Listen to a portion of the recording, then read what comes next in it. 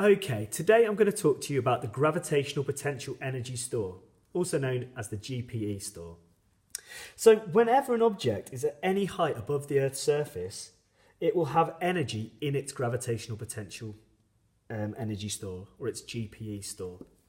So what we're going to do is we're going to look at what that actually means. So let's imagine here, this is the ground right here, and we have three rocks, and these three rocks are at different heights. So which one would have the most energy in the GPE store? Well, the answer is this one right here. So the higher an object is away from the surface of the Earth, the more energy it will have in the GPE store. So we can think about this because when we let each of them go, the energy will be converted from the GPE store into the kinetic energy store. And which one will there be most kinetic energy released? Well, from the highest up one. So the higher the object is, the greater the amount of energy in the GPE store. So let's have a look at a different example. So this time we've got rocks again, but this time they're meant to be, at the same height. Now, which one is going to have more energy in the GPE store? Well, the answer is this one, because it has the greatest mass. So the greater the mass, the greater the amount of energy in the GPE store. Again, because if I was to let each of these go, this one would have the greatest amount of kinetic energy as it falls, because kinetic energy depends on mass as well. So those are two parts of the GPE equation that we need to know. We know that it relies on height, so the higher it is, the more GPE it will have, and mass. But there's something else as well that we'll see right now. So the change in GPE equals the mass times G, which we'll talk about in a second, times by the change in height. So this here, this little triangle, the symbol means delta, and it just means change in. So this means the change in gravitational potential energy.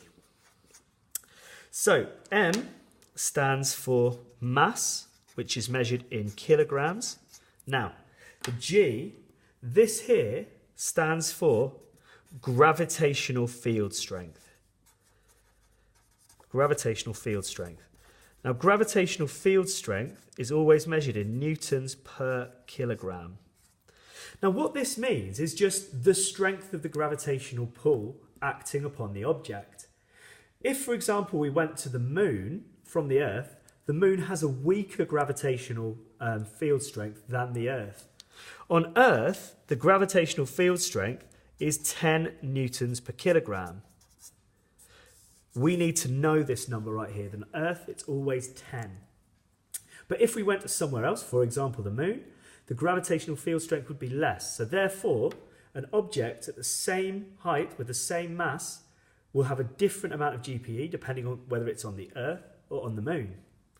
Now, our delta H just means our change in height, which is measured in meters.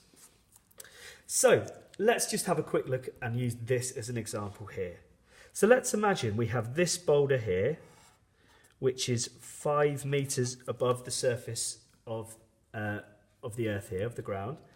And let's say it has a mass of 100 kilograms. Now let's imagine this is on Earth as well. So to find the change in GPE, all we need to do is do the mass, which is 100 kilograms, multiplied by the gravitational field strength. Now remember, whenever we're on Earth, we always know our GPE is going to be 10. And finally, multiplied by the change in height, which is 5. So that answer gives me my change in GPE, which is 5,000. And remember, whenever we have energy, no matter what kind of energy it is, be it kinetic energy, gravitational potential energy, whatever type of energy, it is always measured in joules. So that is basically how gravitational potential energy works. It relies on 3 things: mass, gravitational field strength, and the change in height. Thank you.